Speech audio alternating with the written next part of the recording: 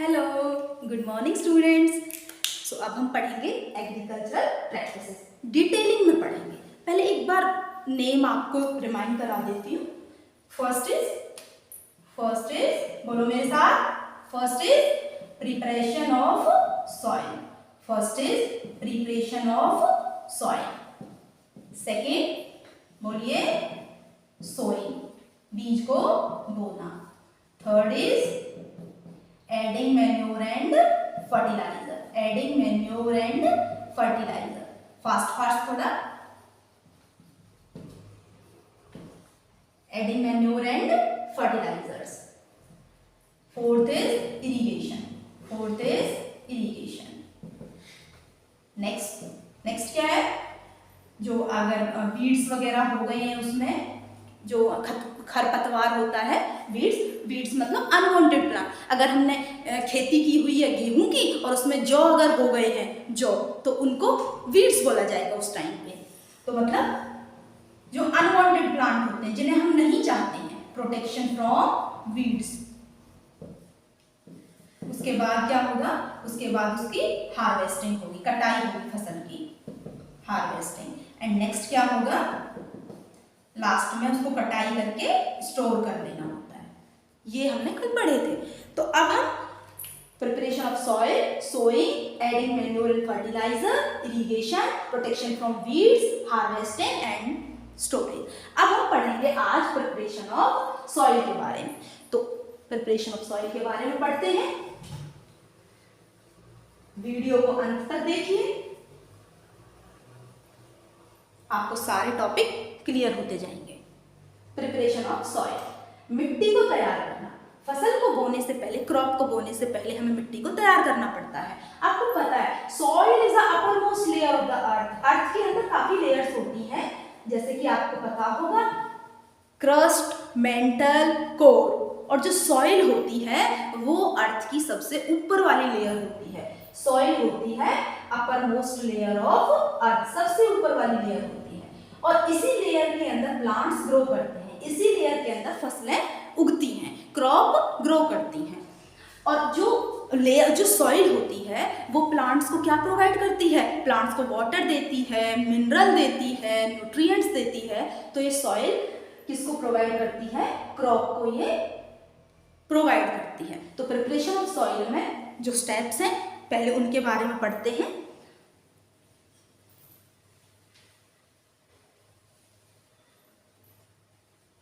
इसके अंदर कुछ स्टेप्स है। फर्स्ट स्टेप है ploughing, second is levelling, and third is adding manure,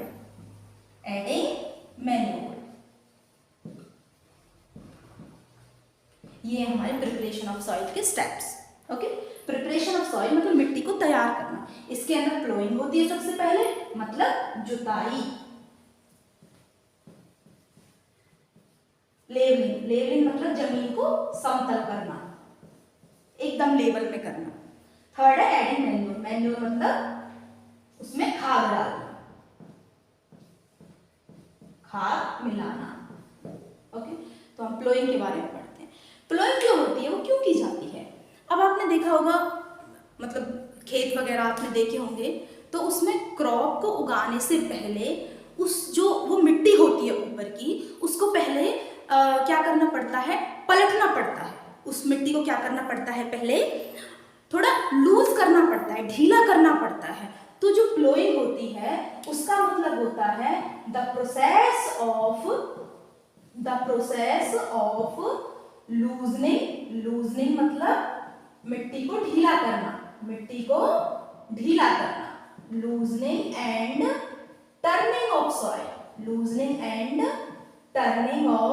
soil is called ploughing. Ploughing का मतलब आपने देखा होगा ट्रैक्टर वगैरह से, कल्टीवेटर से ये प्लोइंग होती है। उन इम्प्लीमेंट्स के बारे में भी हम पढ़ेंगे। पहले अभी ये देखते हैं प्लोइंग होती क्या है। प्लोइंग का मतलब है खेत को जोतना। तो ये क्यों की जाती है, ताकि जो मिट्टी है वो पलट सके, जो ढीली हो सके, वो थोड़ी सी लूज हो सके। The process of loose loosening and turning of the soil is called ploughing. जो मिट्टी है वो ढीली हो जाएगी। तो इसके एडवांटेज क्या क्या है, क्यों करते हैं हम प्लोइंग? ताकि जो प्लांट्स हैं वो उसमें जो क्रॉप जो हम लगाने जा रहे हैं मिट्टी के अंदर, सपोज ये हमारी मिट्टी है, इसमें ये हमारी मिट्टी है और इसके अंदर हमें क्रॉप लगानी है।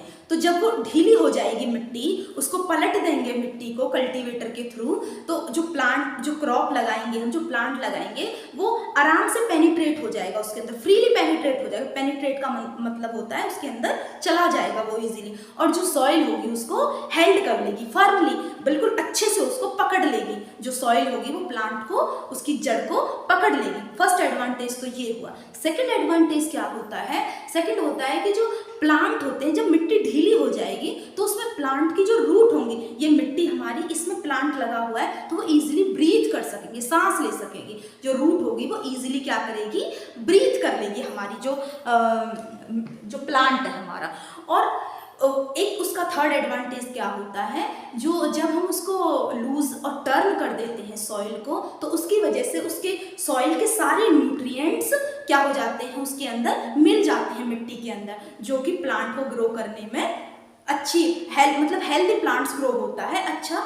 और फोर्थ है हमारा, जो अगर उसके अंदर मिट्टी के अंदर वीड्स हैं, जैसे पहली कोई फसल उगाई उसमें, तो अब दूसरी फसल हम उगाने जा रहे हैं, तो उसके अंदर कुछ वीड्स थे, तो जो वो वीड्स हैं अगर हमारी सॉइल के अंदर, या फिर पहले के नहीं है, ऐसे ही अगर खाली भी वो फील्ड पड़ा रहता है तो उसमें भी कई बार वीड्स हो जाते हैं। तो उन वीड्स को क्या करना होता है, वो वीड्स खत्म हो जाते हैं जोतने से, खेत की जुताई करने से, प्लोइंग करने से वो जो वीड्स होते हैं वो खत्म हो जाते हैं, उनसे हमें प्रोटेक्शन मिल जाता है। तो ये हो गया हमारा प्लोइंग। आई होप आपको प्लोइंग समझ आया होगा। अब हम पढ़ते हैं लेवलिंग। अच्छा, हमने प्लोइंग तो कर ली, उस सॉइल को ढीला कर दिया ऐसे, और दूसरा उसको टर्न कर दिया, उसकी लेयर्स को हमने पलट दिया है। पहले ये एक लेयर ये हमें दिख रही थी सॉइल की, अब हमने उसको सारी सॉइल को मिला दिया है, तो वो हो गया टर्निंग। अब हम पढ़ते हैं लेवलिंग। अच्छा, लेवलिंग क्यों की जाती है? आपको पता है सारी मिट्टी, अब एक पूरी जो मिट्टी है वो ऐसे फ्लोइंग से सारी मिल गई है इधर उधर ऐसे, तो इससे ना सॉइल बड़ी ढीली हो जाती है, लूज हो जाती है। किसकी वजह से?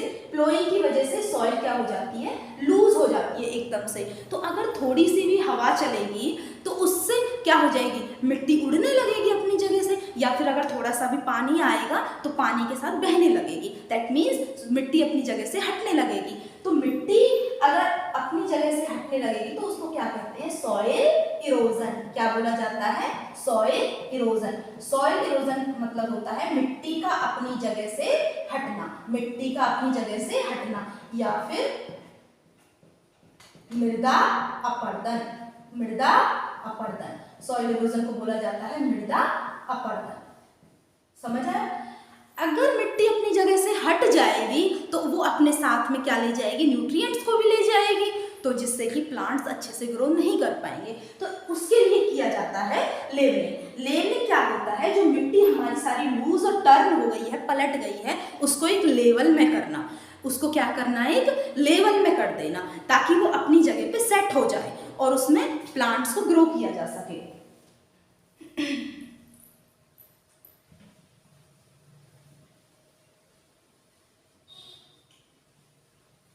मिट्टी सेट हो जाए, इसको किया जाता है किसी प्लैंक से।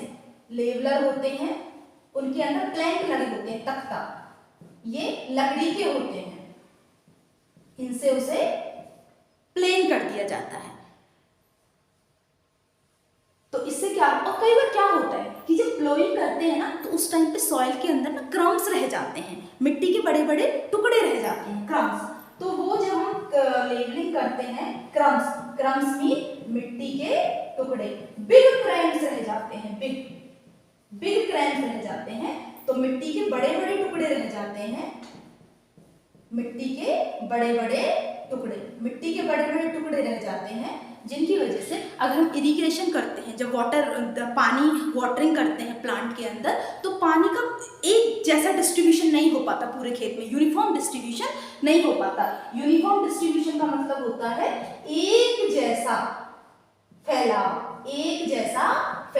तो जब इरिगेशन की जाती है तो एक जैसा फैलाव नहीं रह पाता, एक जैसा फैलाव, पानी एक ही तरीके से नहीं फैल पाता, कहीं पानी ज्यादा और जो तो बड़े बड़े क्रैम्स हैं वहां पानी जा ही नहीं पाता है।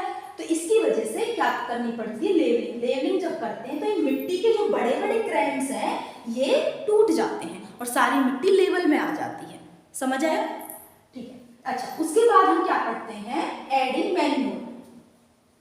जब एक खेत के अंदर, एक ही फील्ड के अंदर, एक ही जगह के अंदर बार बार फसलें बोई जाती हैं, बार बार फसलें बोई जाती हैं, तो जो वो उस फील्ड की, उस सॉइल की जो शक्ति होती है, यानी उसके अंदर जो न्यूट्रिएंट्स हैं वो खत्म हो जाते हैं। तो इसकी वजह से क्या, जो प्लांट है वो अच्छे से ग्रो नहीं कर पाते हैं। तो जो क्रॉप यील्ड का मतलब होता है जो फसल की मात्रा, जैसे कि अगर हमने गेहूं की फसल उसमें बोई है तो उसकी जो मात्रा निकलेगी, गेहूं जो उस खेत में से निकलेगा वो कम निकलेगा। अगर बार बार सॉइल में बोए जा रहे हैं, हम क्रॉप्स को बोए जा रहे हैं, तो क्रॉप की यील्ड कम हो जाती है, यील्ड में उसकी मात्रा कम हो जाती है। तो इसके लिए खेत में क्या डालना पड़ता है, मैन्योर डालना पड़ता है, खाद डालना पड़ता है, तो उससे उसके न्यूट्रिएंट्स एज इट इज उसमें बने रहते हैं। ओके, तो ये जो मैन्योर है ये कभी कभी इससे पहले भी डाला जाता है, प्लगिंग से पहले डाल दिया जाता है, प्लोइंग से पहले उसमें मैन्योर मिला दिया जाता है, खेत के अंदर डाल दिया जाता है, और जब प्लोइंग होती है तो वो पूरे खेत में डिस्ट्रीब्यूट हो जाता है, उसको जगह जगह पे उसके ढेर डाल दिए जाते हैं मैन्योर्स के। और फिर जब उसमें कल्टीवेटर से या फिर जिससे भी जो भी इम्प्लीमेंट उस टाइम पे औजार जो यूज़ किया जा रहा है उससे जब प्लोइंग होती है तो वो पूरी मिट्टी के अंदर अच्छे से मिल जाता है, तो जिससे कि उसकी जो न्यूट्रिएंट्स होते हैं मिट्टी के अंदर वो एज इट इज बने रहते हैं। अच्छा, ये तो हो गया हमारा। अच्छा, अब हम पढ़ते हैं जो प्रिपरेशन ऑफ सॉइल है उसके लिए हमें इम्प्लीमेंट्स क्या क्या चाहिए, उपकरण, टूल्स क्या क्या चाहिए होते हैं, उनके बारे में पढ़ते हैं। प्रिपरेशन ऑफ सॉइल के लिए हमें क्या चाहिए, एग्रीकल्चरल इम्प्लीमेंट्स, एग्रीकल्चर इम्प्लीमेंट्स।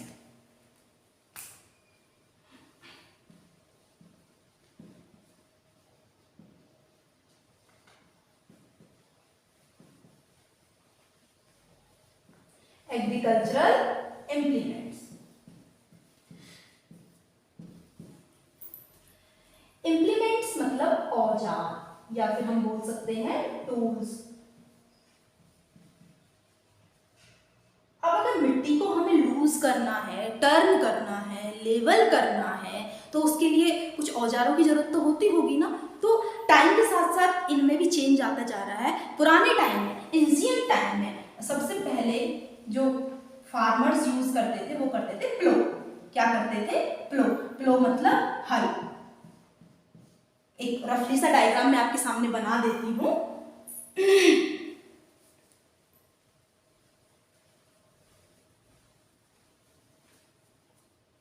ये प्लो शाफ्ट बोला जाता है इसको, प्लो शाफ्ट।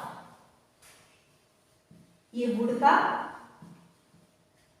या फिर आयरन का बना हुआ होता है, लोहे का या लकड़ी का। पहले वुड का बना होता था, फिर थोड़े धीरे धीरे ये आयरन से बनने लगा। यहाँ बीम होती है, ये जो बीम होती है इसको बुल्लक, जो बुल होते हैं, जो बैल होते हैं या फिर हॉर्स होते हैं या फिर कैमल होते हैं, उनके शोल्डर्स पे रखा जाता है और वो उसको खींचते हैं। और यहाँ पे एक ट्रायंगुलर शेप का सा, यहाँ एक ट्रायंगुलर शेप जैसा एक टूल होता है जो कि उस मिट्टी को लूज और टर्न करता है। आगे बुल्लक के कंधों पर बुल के शोल्डर्स पे ये बीम रखी होती है, ये, और ये पार्ट होता है, ये जो पीछे वाला मैंने ट्रायंगुलर शेप का जो पार्ट बनाया है वो मिट्टी के अंदर ये नुकीला होता है, तो ये मिट्टी को लूज करता हुआ चलता है, मिट्टी के अंदर से चलता है ये, तो उसको लूज कर देता है और उसको टर्न कर देता है। क्लियर? इसको बोला जाता है प्लो शेयर। क्या बोला जाता है? प्लो शेयर। आई होप आपको समझ आया होगा ये क्या बोला जाता है इसको, प्लो शेयर। तो ये प्लो का आपको मैंने डायग्राम बना दिया है आपके लिए। ये बीम होती है इसके अंदर, ये बुल या हॉर्स या फिर कैमल जो भी उसको ड्राइव कर रहा है उस टाइम पे चला रहा है, तो ये उसके शोल्डर पे रखा जाएगा। ये जो है, जो ये आपकी रॉड है, ये जो रॉड है आपकी, इसको बोलते हैं प्लो शाफ्ट। या तो ये वुड की बनी होगी या फिर ये आयरन की बनी होगी। और इसको बोलते हैं, जो ये नुकीला सा पार्ट होता है जो मिट्टी के अंदर चलता है, मिट्टी को लूज और टर्न करता है, इसको बोलते हैं प्लो शेयर। क्लियर है? ये एंशिएंट टाइम में यूज होता, प्राचीन काल में इसका यूज किया जाता था। अच्छा, उसके बाद हम पढ़ते हैं हो के बारे में। ये जो प्लो है, इससे क्या होता है, वीड्स हट जाते हैं, जो कि मैंने अभी बताया था सॉइल को जो प्रिपेयर करते हैं, तो उस टाइम में मैंने प्लोगिंग बताई थी आपको, उसमें क्या क्या वो करता है। तो वही ये जो हल है, ये इसीलिए वीड्स को हटा देता है, अनवांटेड जो प्लांट्स होते हैं उनको हटा देता है। दूसरा क्या होता है, इससे ये मैन्योर फर्टिलाइजर को ऐड कर देता है और खेत की जुताई भी करता है। क्लियर है? अब हम दूसरा पढ़ते हैं हो। Now, second is हो। हो भी सेम वही, जैसे प्लो है वो क्या वो it is that is driven by animal, same हो is also driven by animal. उसमें भी सेम एक आपको ये एक रफली सा डायग्राम में बना रही हूँ।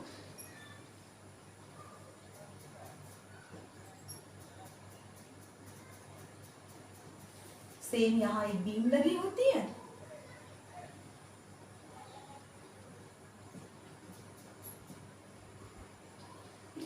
यहाँ एक ब्लेड होती है।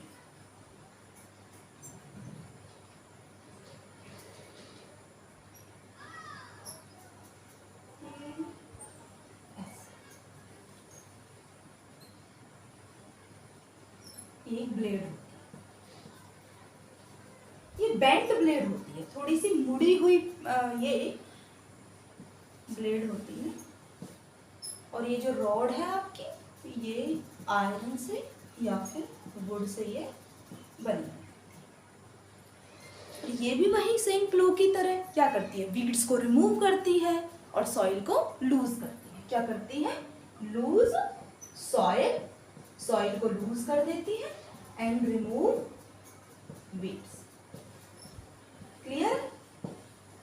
नाउ नेक्स्ट है हमारा कल्टीवेटर। कल्टीवेटर मॉडर्न टाइम में यूज किया जाता है, आज के टाइम में कल्टीवेटर यूज किया जाता है। इसको हम मॉडर्न कल्टीवेटर, मॉडर्न प्लो कहते हैं। जो हमारा कल्टीवेटर है थर्ड, उसको हम क्या बोलते हैं? Modern plough. मॉडर्न प्लो।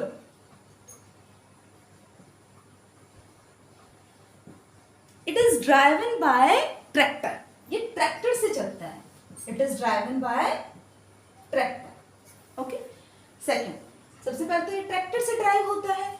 दूसरा क्या है, इसको मॉडर्न प्लो कहा जाता है और आज के टाइम में यही यूज किया जाता है। इससे एक तो लेबर और एक टाइम, इन दोनों की सेविंग हो जाती है, लेबर की भी और टाइमिंग की। ये एक एरिया को कंसीडर करता है, ये कुछ एरिया को कंसीडर करता है, फिर उसको डिग करता है। कुछ ये एरिया कंसीडर कर लेता है, कंसीडरेबल एरिया के अंदर कुछ एरिया इसने कंसीडर कर लिया, उसके अंदर ये डिग करता है, खुदाई करता है। मतलब कंसीडरेबल एरिया को ये डिग करता है, खोदता है, मतलब सॉइल को लूज करता है, उसको टर्न करता है, उसको लूज करता है, ढीला कर देता है। तो ये कल्टीवेटर करता है। तो ये थे हमारे सारे प्रिपरेशन ऑफ सॉइल के इम्प्लीमेंट, जो कि हम कैसे कैसे सॉइल को प्रिपेयर करते हैं। क्रॉप को लगाने से पहले, उगाने से पहले हम क्या क्या सॉइल को प्रिपेयर करने के लिए हम क्या क्या जो हमारे इम्प्लीमेंट्स हैं, जो हमारे टूल्स हैं, उनको यूज करते हैं। अब हम बात करेंगे, क्योंकि हमारा जो सेकंड है, जो हमारा एग्रीकल्चर प्रैक्टिसेस के अंदर जो सेकंड पॉइंट है, वो है हमारा सोइंग। फर्स्ट तो प्रिपरेशन ऑफ सॉइल था, आई होप आपको समझ आ गया होगा, and second is the sowing. क्या है हमारा? सोइंग। सोइंग मतलब बीज बोना। तो सोइंग के लिए सबसे पहले यही है हमारा मोस्ट इंपोर्टेंट पार्ट, यही है हमारा most important part agricultural practices के अंदर। सबसे जो मोस्ट इंपोर्टेंट पार्ट है वो है सोइंग। अब हम इसके लिए हमें क्या चाहिए होते हैं, सीड्स चाहिए होते हैं, बीज चाहिए होते हैं। और उन बीज को, जैसे ये हमारा फील्ड सपोज करते हैं, ठीक है, इसमें हम कुछ फरोज बनाते हैं, रोज, उनको कहते हैं नाली, नाली फरोज। नाली बनाई जाती है प्लो की हेल्प से या कल्टीवेटर की हेल्प से, यहाँ पे फरोज बनाई जाती हैं और उनमें फिर बीजों को डाला जाता है, ठीक है। लेकिन उससे पहले वो जो बीज हम डालने जा रहे हैं वो बीज हमारे हेल्दी हैं या फिर डैमेज्ड हैं, इनका कैसे पता चलेगा? वो जो बीज हम उसमें बोने जा रहे हैं वो हमारे हेल्दी हैं या फिर डैमेज्ड हैं, उनका कैसे पता चलेगा? उनके लिए हम एक छोटी सी एक्टिविटी करते हैं, कैसे पता चलता है? ये आपको वाटर लेना है, हाफ ग्लास ले लेना, बीकर में ले लेना, हाफ बीकर ले लेना, उसमें जो आप सीड्स हैं आपके पास उनको डाल के देखना। जैसे मेरे पास ये सीड्स हैं, इनको मैं इसमें डालती हूँ। अब आप देखिए, कुछ सीड तो नीचे बैठ गए हैं और कुछ सीड अभी ऊपर है, कुछ सीड तो बॉटम में है लेकिन कुछ सीड अभी टॉप में है। तो सीड्स डिफरेंशिएट हो गए हैं दो पार्ट्स में, एक टॉप वाले और एक बॉटम वाले। तो जो एक टॉप वाले सीड्स हैं वो हैं डैमेज्ड सीड्स, और जो नीचे जो तलहटी में बैठ गए हैं वो हैं हेल्दी सीड्स। क्यों? ये क्यों है हमारे, ये ऊपर जो फ्लोट कर रहे हैं ये पानी के ऊपर, ये क्यों है, ये क्यों डैमेज हो गए हैं? क्योंकि जिस टाइम पे ये बोए गए थे फील्ड के अंदर, जिस टाइम पे कल्टीवेट हुए थे, ग्रो हुए थे, उस टाइम पे जो इनसे बनी थी, जो हमारी क्रॉप बनी थी, उस क्रॉप को या तो वो डैमेज हो गई थी या उस टाइम पे इनमें वीड हो गया था, कुछ खरपतवार हो गया था इनके साथ, या फिर इनमें कुछ डिसीज हो गई थी जिसकी वजह से ये खोखले हो गए थे अंदर से, और खोखले होने की वजह से ये पानी के ऊपर तैर रहे हैं। समझ आ गया? तो जिस टाइम पे इनकी फसल थी खेत के अंदर, फील्ड के अंदर, उस टाइम पे इनमें या तो कोई डिसीज लग गई होगी या फिर किसी वीड की वजह से ये अच्छे से ग्रो नहीं कर पाए होंगे, तो ये पूरी तरीके से हेल्दी नहीं है और ये इनको अलग कर दिया जाता है। और जो हमारे हेल्दी सीड्स हैं जो बॉटम में बैठ गए हैं उनको खेत में डाल दिया जाता है, फील्ड में बो दिया जाता है। तो मुझे लगता है कि आपको मेरी एक्टिविटी पसंद आ गई होगी और ये एक्टिविटी डन। अब हम सोइंग की डिटेलिंग पढ़ते हैं, कैसे सोइंग। सोइंग मेनली होता क्या? सोइंग होता है, it is a process of scattering the seeds, seeds को फैलाना। किसके अंदर? इन द फील्ड, फील्ड के अंदर बीजों को फैलाना, स्कैटरिंग, उसको कहते हैं सोइंग। अब सोइंग के लिए कुछ टूल्स हैं जिनकी हेल्प से सोइंग करते हैं, जिनकी हेल्प से बुआई की जाती है खेत में, उसके लिए कुछ टूल्स हैं। वो टूल्स कौन कौन से हैं उनके बारे में हम स्टडी करते हैं। टूल्स, सबसे पहले हम बात करते हैं ट्रेडिशनल टूल की। ट्रेडिशनल टूल जो पहले के टाइम में, पुराने टाइम में जो फार्मर्स के द्वारा यूज किए जाते थे वो ट्रेडिशनल टूल है। उनमें क्या होती है, आप सब लोगों ने आटा चक्की वगैरह देखी होगी जिस पर एक फनल होती है ऊपर, जिसमें आटा वो गेहूं डाला जाता है और फिर जो पाइप आता है नीचे से उसमें से आटा निकलता है। तो जो वो फनल होती है, सेम एज इट इज खेतों में जब सोइंग की जाती है तो उस टाइम पे सेम ऐसी ही फनल यूज की जाती है। यहाँ एक फनल लगी हुई होती है, इस टाइप से एक फनल लगी हुई होती है, यहाँ से काफी सारे पाइप निकले हुए होते हैं, इस फनल के अंदर से पाइप निकले हुए होते हैं।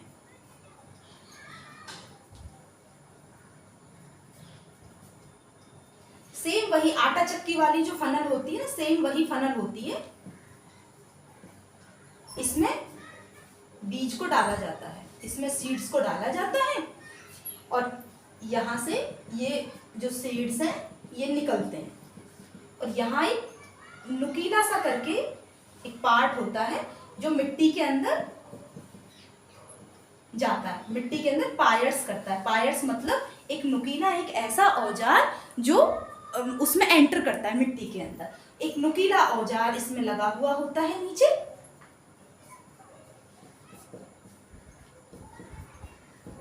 एक नुकीला औजार होता है और यहाँ पे हमारी सॉइल होती है और उस सॉइल के अंदर ये बीज जाते हैं। तो इस तरीके से ट्रेडिशनल टूल के माध्यम से ऐसे सोइंग की जाती थी। दूसरा होता है manual sowing. Manual sowing, manual sowing मतलब बाय हैंड।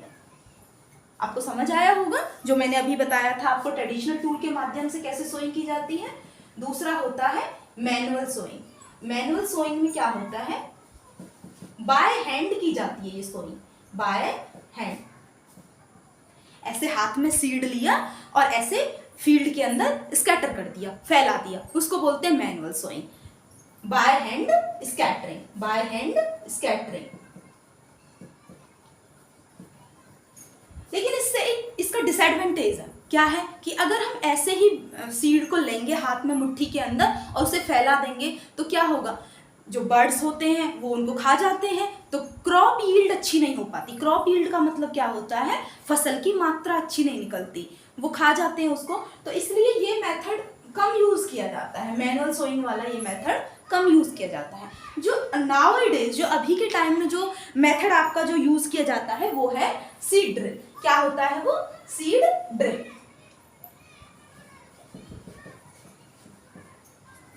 ये जो सीड ड्रिल है इसमें भी सेम एक यहाँ आपका एक सबसे पहले यहाँ आपकी एक फनल लगी हुई होती है, वही सेम जो मैंने अभी बताया आपको आटा चक्की वाली funnel, same as it is shape होती है। या फिर दूसरी भी होती हैं ऐसे वो बनी हुई होती है यहाँ, तो उसमें काफी सारे पाइप्स लगे होते हैं।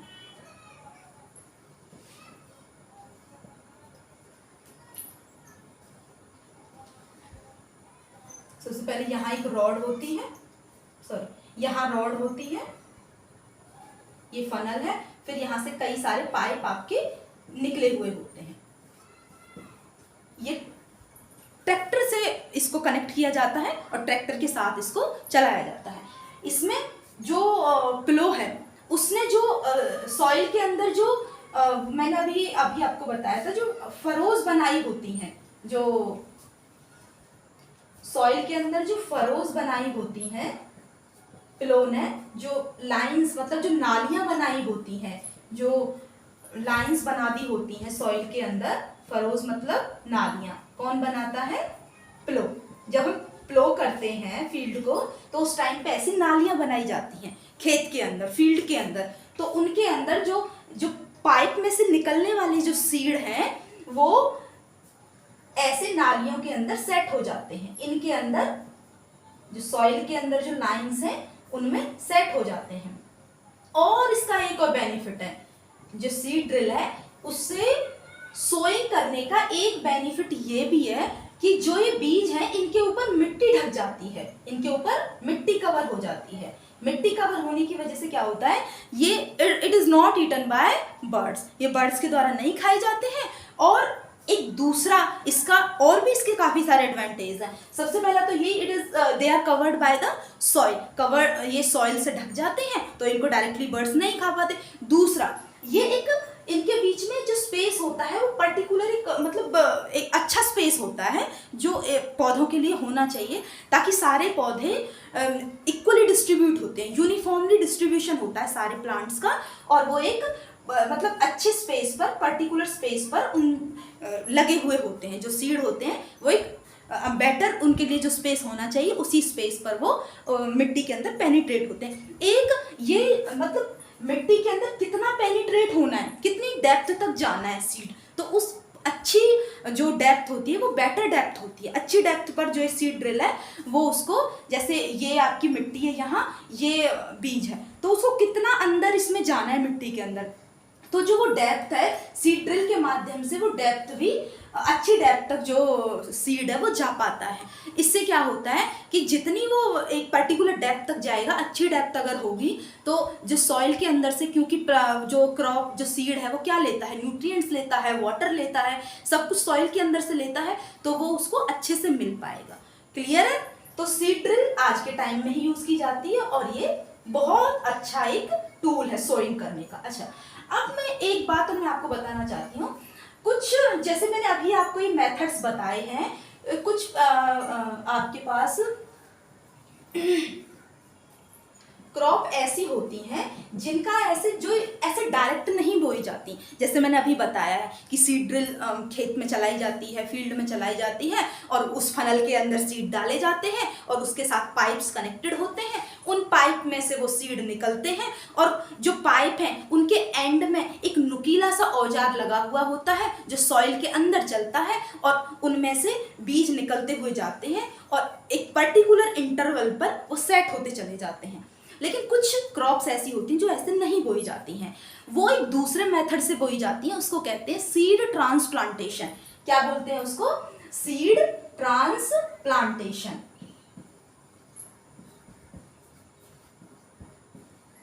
सीड ट्रांसप्लांटेशन जैसे पैडी हो गया, धान जो होते हैं, कुछ वेजिटेबल्स होती हैं। कौन सी वेजिटेबल्स होती हैं?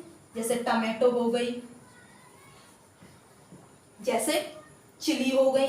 ये इस प्रोसेस के द्वारा, सीड ट्रांसप्लांटेशन के प्रोसेस के द्वारा ही बोई जाती हैं। क्या होता है सीड ट्रांसप्लांटेशन? सबसे पहले जो बीज होता है वो एक नर्सरी में बोया जाता है, मतलब एक नर्सरी बनाई जाती है पहले। जैसे कि एक ये आपने कुछ एरिया कंसिडर कर लिया, तो यहाँ पे आपने वो सीड बो दिए। कब बोते हैं सीड? आपको पता है, पहले तो सेपरेशन करते हैं। मैंने अभी एक्टिविटी के थ्रू आपको समझाया कि सीड्स को बोने से पहले उनका सेपरेशन किया जाता है, हेल्दी सीड्स और डैमेज्ड सीड। फिर डैमेज को हटा दिया जाता है, हेल्दी सीड्स को बो दिया जाता है। फिर जब इसमें से छोटे छोटे पौधे निकलने स्टार्ट हो जाते हैं, टाइनी प्लांट्स, छोटे छोटे पौधे, जब टाइनी प्लांट्स निकलने स्टार्ट हो जाते हैं, फिर इन प्लांट्स को उनकी जगह से अपरूट कर दिया जाता है। अपरूट का मतलब होता है उखाड़ दिया जाता है वहां से। अपरूट मतलब उखाड़ना। इन प्लांट्स को उखाड़ दिया जाता है और फिर जहां जिस फील्ड में आपको इनको लगाना है, जो भी आपका फील्ड रेगुलर फील्ड है, जहां भी आपको बोना है, उस फील्ड में इनको लाया जाता है। क्योंकि ये यहाँ छोटे छोटे पौधे उग गए हैं ना, अब इन प्लांट्स को जिस फील्ड में आपको इन्हें बोना है, this is your regular field, यहाँ आपको बोना है धान। सपोज करते हैं ये धान की वो है नर्सरी है, तो रेगुलर फील्ड में बोना, तो इन पौधों को उखाड़ के एक पर्टिकुलर इंटरवल पर लगाया जाता है। एक यूनिफॉर्म डिस्ट्रीब्यूशन होता है सबका, यूनिफॉर्म डिस्ट्रीब्यूशन होता है, पर्टिकुलर स्पेस होता है इन सबके बीच में, ताकि जो इनकी जड़ें होती हैं वो मिट्टी को फर्मली हेल्ड कर लेती हैं, पकड़ लेती हैं अच्छे से। और दूसरा, इनके बीच में स्पेस भी होता है और यूनिफॉर्म डिस्ट्रीब्यूशन होता है प्लांट्स का, ताकि सबको सनलाइट मिल सके, सारे पौधों को न्यूट्रिएंट्स मिल सके सॉइल से, और सबके लिए मतलब सब कुछ इक्वली डिस्ट्रीब्यूट हो सके। क्लियर है? और दूसरा क्यों किया जाता है? ताकि ओवर क्राउडिंग ना हो पाए। ओवर क्राउडिंग मतलब एक जगह काफी सारे पौधे इकट्ठे ना हो पाए। एक ही जगह अगर काफी सारे पौधे इकट्ठे हो जाएंगे तो सारे पौधे इक्वली जो सनलाइट है, जो न्यूट्रिएंट्स है, जो वाटर है, जो सॉइल से जो मिलने वाली चीजें हैं, वो नहीं ले पाएंगे। क्लियर है? समझ आ गया? तो अब मेरा आपसे क्वेश्चन, और उस क्वेश्चन को आप सर्च करेंगे। वो क्या है? वो क्वेश्चन कि कुछ क्रॉप्स तो सीड ट्रांसप्लांट, जो आपकी यहाँ पर जो ये नर्सरी में जो टाइनी प्लांट्स बने थे आपके, इन टाइनी प्लांट्स को सीडलिंग कहते हैं। क्या कहते हैं? सीडलिंग। अच्छा, अब मेरा क्वेश्चन सुनिए। क्वेश्चन मेरा ये है कि कुछ क्रॉप्स तो इस सीड ट्रांसप्लांटेशन के प्रोसेस से बोई जाती हैं, और कुछ, जैसे मैंने अभी बताया आपको वीट, मैंने आपको पैडी बताया। पैडी मैंने कहा कि ये इस प्रोसेस से बोया जाता है, सीडलिंग बनाई जाती है पहले उसकी, मतलब उस प्रोसेस को बोलते हैं सीड ट्रांसप्लांटेशन। और मैंने कहा वीट हो गया, वीट डायरेक्ट फील्ड के अंदर डायरेक्ट बो दिया जाता है। तो ऐसा क्यों होता है? इसका आंसर आपको सर्च करके लाना है। फिर हम आगे नेक्स्ट अपना ये जो टॉपिक है अपना आगे हम पढ़ेंगे एडिंग मैन्योर एंड फर्टिलाइजर, उसके बारे में पढ़ेंगे। तब तक आप इस क्वेश्चन का आंसर सर्च करना और मेरे चैनल को लाइक, शेयर एंड सब्सक्राइब जरूर करना। आई होप आपको मेरा कंटेंट समझ आया होगा। Thank you.